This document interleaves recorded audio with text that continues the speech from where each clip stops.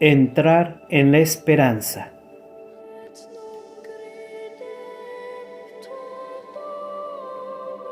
Pregunta: Santo Padre, a la luz de todo lo que ha querido decirnos, por lo que le estamos agradecidos, tenemos que concluir que es verdaderamente injustificado, y para el hombre de hoy aún más, tener miedo de Dios, de Jesucristo. Debemos concluir que al contrario, vale de verdad la pena entrar en la esperanza y descubrir o redescubrir que tenemos un Padre y reconocer que nos ama. Respuesta. El salmista dice: el principio de la sabiduría es el temor de Dios. Confrontar Salmo 111, 110, 10. Permítame que me refiera a estas palabras bíblicas para responder a su última pregunta. La Sagrada Escritura contiene una exhortación insistente a ejercitarse en el temor de Dios. Se trata aquí de ese temor que es don del Espíritu Santo. Entre los 7 dones del Espíritu Santo señalados por las palabras de Isaías, confrontar 11:12. El don del temor de Dios está en último lugar, pero eso no quiere decir que sea el menos importante, pues precisamente el temor de Dios es principio de la sabiduría. Y la sabiduría entre los dones del Espíritu Santo figura en primer lugar. Por eso, al hombre de todos los tiempos y en particular al hombre contemporáneo, es necesario desearle el temor de Dios. Por la Sagrada Escritura sabemos también que tal temor, principio de la sabiduría, no tiene nada en común con el miedo del esclavo. Es temor filial, no temor servil. El esquema hegeliano amo-esclavo es extraño al Evangelio. Es más bien el esquema propio de un mundo en el que Dios está ausente. En un mundo en que Dios está verdaderamente presente, en el mundo de la sabiduría divina, solo puede estar presente el temor filial.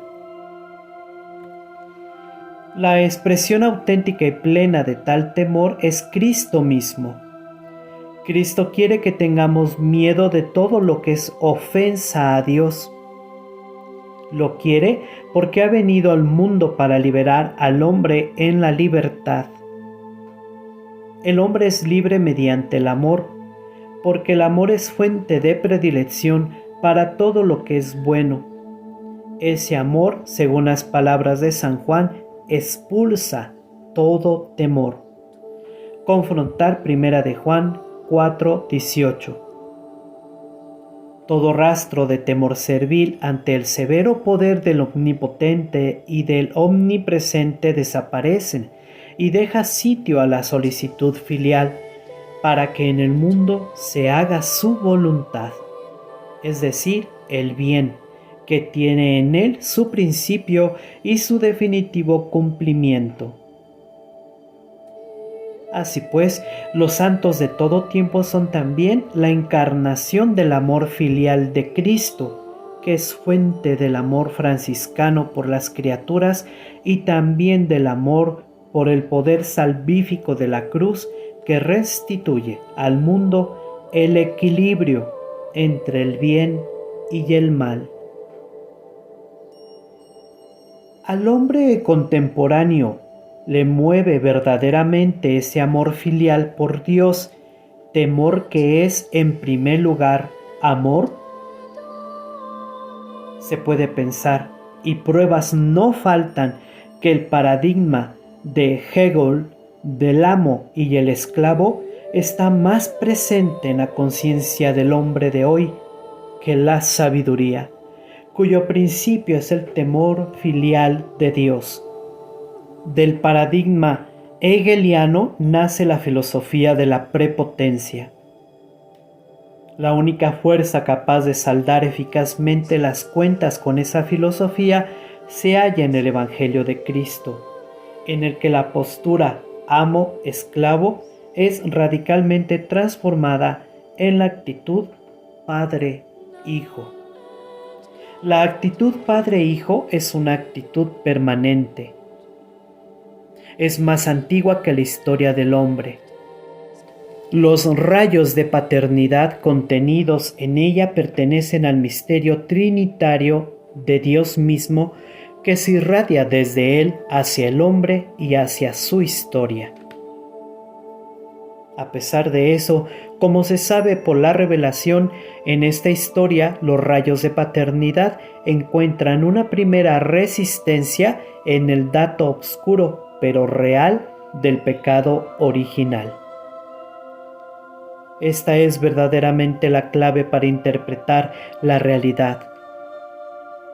El pecado original no es sólo la violación de una voluntad positiva de Dios, sino también y sobre todo de la motivación que está detrás, la cual tiende a abolir la paternidad, destruyendo sus rayos que penetran en el mundo creado, poniendo en duda la verdad de Dios, que es amor, y dejando la sola conciencia de amo y de esclavo. Así, el Señor aparece como celoso de su poder sobre el mundo y sobre el hombre. En consecuencia, el hombre se siente inducido a la lucha contra Dios. Análogamente a cualquier otra época de la historia, el hombre esclavizado se ve empujado a tomar posiciones en contra del amo que lo tenía esclavizado. Después de cuanto he dicho, podría resumir mi respuesta con la siguiente paradoja. Para liberar al hombre contemporáneo del miedo de sí mismo, del mundo, de los otros hombres, de los poderes terrenos, de los sistemas opresivos, para liberarlo de todo síntoma de miedo servil ante esa fuerza predominante que el creyente llama Dios, es necesario desearle de todo corazón que lleve y cultive en su propio corazón el verdadero temor de Dios, que es el principio de la sabiduría. Ese temor de Dios es la fuerza del Evangelio. Es temor creador, nunca destructivo. Genera hombres que se dejan guiar por la responsabilidad, por el amor responsable. Genera hombres santos, es decir, verdaderos cristianos a quienes pertenece, en definitiva, el futuro del mundo. Ciertamente, André Malraux tenía razón cuando decía que el siglo XXI será el siglo de la religión, o no será en absoluto. El Papa que comenzó su pontificado con las palabras "no tengáis miedo", procura ser plenamente fiel a tal exhortación y está siempre dispuesto a servir al hombre, a las naciones y a la humanidad entera en el espíritu de esta verdad evangélica.